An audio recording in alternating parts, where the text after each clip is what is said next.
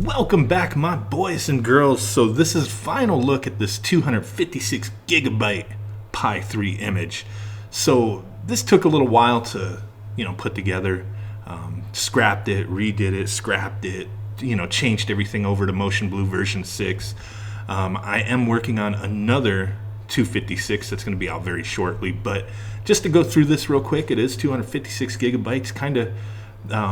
It's a little bit under because it was shrunk, so it can fit on all 256 gigabyte cards. So I want to say about maybe 5 gigs under. So that's pretty good. But just to go through this, it is an attract mode build, but we are an emulation station to begin with. So let's peep it out. 33 32X games, 169 SEGA CD games, and you do have all the box art and video snaps. 457 Super Famicom, 68 SG-1000, 785 Super Nintendo, 5 Super Graphics. That's all that was made for that system. Damn. TurboGrafx CD, 47. TurboGrafx 1694. Vectrix, 23. Odyssey 2, 79. Virtual Boy, 23. 109 WonderSwan, 88 WonderSwan Color. Sharp X6800, 430. Infocom, 30. ZX Spectrum 1112, all games total 17,540. That's a lot of damn games. Let's see what else. CPC 211, Apple II 337, Atari 2600, 664, Atari 5200, 81, 7800, 58, Atari 8-bit 170, Atari Lynx 76, Commodore 64 1572, ColecoVision 140, Daphne 11, Dreamcast 9, Family Computer Famicom 386, Final Burn Alpha, so that's arcade, 1523, Famicom Disk System 91, Game & Watch 52, Game Gear 332, Game Boy 861, Game Boy Advance 1066, Game Boy Color 535, Intellivision 137, and then the rest of the arcade, 913 in MAME, Sega Master System 344, Sega Mega Drive 901, Japan Mega Drive 194, MSX 567, what? MSX 284, Nintendo 64 36. There's a decent selection in here. You may want to go through. I didn't pre-configure too much with that, but a lot of them, are games known to work. Don't really care too much about Nintendo 64 on the Pi, but a handful of games do work very well. Nintendo DS 760, Neo Geo 142, NES 864, Neo Geo Pocket 9, Pocket Color 40, Auric 5, PC Engine CD 116, PC Engine 285, PSP we have a total of 18 games. Pretty good stuff. Minis 291, PlayStation 1 103. Looking good there. So let's go ahead, swap on over to attract mode so you can see what to do here. You do have all the scripts and whatnot that David Marty had put together for Motion Blue version 6. It's really fun messing with this because very customizable. Very customizable, very easy to mess with and get to your liking. I think it's pretty awesome stuff. Nice little splash screen intro as we switch over to attract mode. Love it.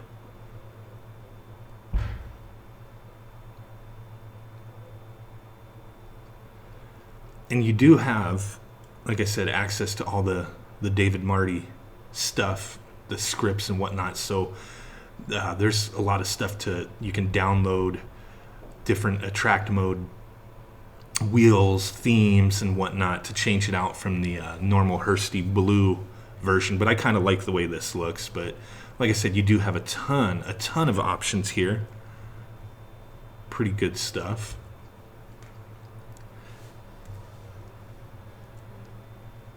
Like I said, everything is pre-configured with your snaps, video snaps, and whatnot. Everything looks pretty good. Let's take a look here. Bam. Just love the way Motion Blue version 6 looks. Any of the Motion Blue versions, but especially version 6 with all the add-ons and extra features going on up in here. Pretty sweet stuff in my opinion. but very intriguing, you know, to use this. Very easy to create an image using Motion Blue version 6. You know, throw your games on there. You have a bunch of different utilities to remove media, to get pre-made game lists and stuff like that. I think it's pretty sweet, and it simplifies things to the extreme. And I don't have all the collections up because then it just clutters this with, you know, over 50 systems here. It can get pretty crazy scrolling through, but you do have access to all the collections and things you want to add to the system in attract mode to kind of sprucing it up, you know. And there's a utility for that, or you can just go into displays and start, you know, opening them up. But the utility makes it a little easier. But you can easily just, you know, okay, I want Nintendo Classics. Let's go ahead and turn on Nintendo Classics. Get out of there. Now we have our Nintendo Classics wheel with a bunch of Nintendo Classics in it, obviously, right? But then the other way to do it, like I said, is there is a utility for that in the RetroPie wheel there. Let's see. Display utility, that's the one right there. Go into display utility and you get some access to opening up different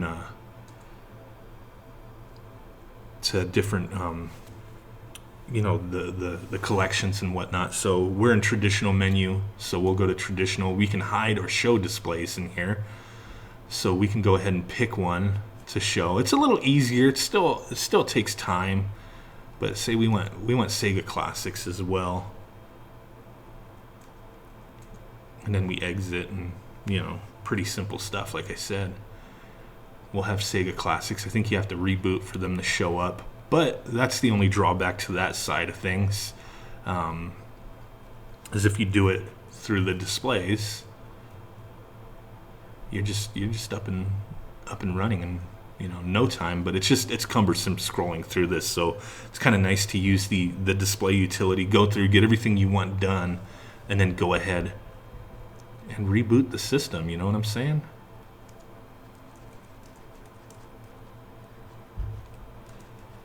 I still wind up doing it this way just because it's what I'm used to, but over time I'll get accustomed to using all the cool new features that David Marty had put in this bad boy. Let's check out a game. See something I've never messed with. I don't know what that one is, but you get the little loading screens, little custom loading screens for Motion Blue. Pretty awesome stuff.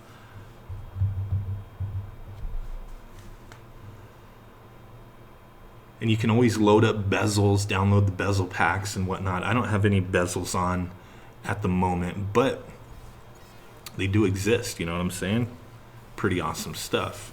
I don't know, I've never played this game before, but I've always seen it. At least I don't think I've played it. I might have played it. But with thousands of arcade games, over 17,000 games altogether, I mean, what more would you really need? Of course, on the Raspberry Pi 3, we're not getting any crazy compatibility with, you know, any newer gen systems. So, you know, PS2, Nintendo Wii, GameCube, we're not getting any of that. Sega Saturn's not happening, not on the Pi anyway. Maybe we'll see that on the Odroid XU4, but definitely not on the Pi.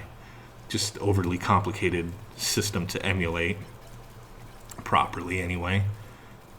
I mean, we can actually boot up Sega Saturn on the Pi 3, but the performance is just garbage. So I don't think we really want to mess with that too much. We want to wait until there's a little board who can handle it at a decent price. And it's quite possible the Odroid will be that board. So tell me what you guys think. You know, this was something a lot of people were asking for, and hey, I really enjoy messing with this stuff and pushing the boundaries. Maybe a 400 gigabyte will be next, but you know, even then, 256 gigabyte memory cards are a little pricey. They do go on sale occasionally for close to $100, but it's still not everyone's going to be comfortable with that. For me, it's you know, it's just going to depend. Do you want to spend $100 or more on a memory card, or are you good with 128 or below? 128 gigabyte cards, you know, $35, $40. Not a bad deal. Definitely the price doesn't add up when you convert to a 256, but hopefully those prices will go down. We'll be able to enjoy even, you know, crazier images, and more people will have access to them. But with that said, guys, appreciate y'all stopping in, peeping this out. Just wanted to give the final overview of this. And with that said, guys, I will catch y'all next time. Peace out. Bye-bye. Boom.